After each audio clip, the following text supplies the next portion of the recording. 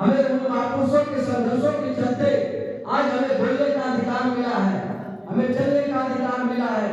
और उनके ही बताए हुए रास्ते पर कोल्हापुर महाराष्ट्र के राजा छत्रपति साहूजी महाराज जो कुर्मी समाज के थे, उन्होंने जब रसोईया घर का निरीक्षण करने के लिए गया तो वहां जो रसोईया में बैठा हुआ जो था वो दिल्ली को रोटी खिला रहा था, लेकिन छत्रपति साहूजी महाराज को कहा कि आप दूर रहिए इसलिए कि आप शुद्ध हैं।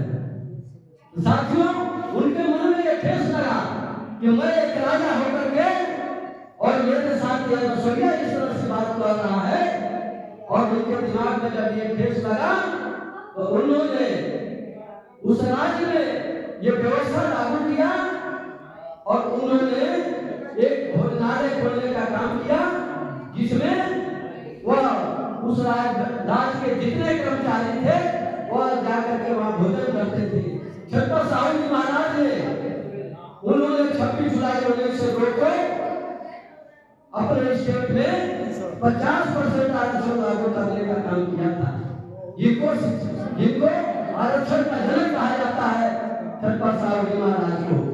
और उनके जो अधूरे काम थे वो बाबा साहब डॉक्टर अम्बेडकर लेकर के चले, और बाबा साहब डॉक्टर अम्बेडकर ने भारत के संविधान को देख करके और हमें अधिकार देने का काम किया, ताकि इसके चलते जो भी पिछड़े समाज के लोग हैं, दलित समाज के हैं, जनजाति के लोग हैं, बच्ची समाज के लोग हैं, वो लोग आगे बढ़ सके। लेकिन हमारा संविधान 26 जनवरी 1950 को लागू हुआ और ये लगभग आपका 26 जनवरी आएगा 73 साल हो जाएगा भारत का संविधान लागू हुए। अमृत क्या हो गया और यहाँ 20 में भी भगवा किया गया। सुपराग को 20 दिया गया तो लोग मर गए, अमीरा को 20 दिया गया तो गली गली हरी दूध ढाले गई। इसलिए तो क्या व्यक्ति के हिसाब से भी पदार्थ का गुण बदलता है क्या? इसलिए दोस्तों हाथ जोड़ के निवेदन है, शिक्षा और संस्कार में मेल रखिए। कभी भी जो है जो भ्रामक बातों को फैलाया गया है उसको खत्म कीजिए।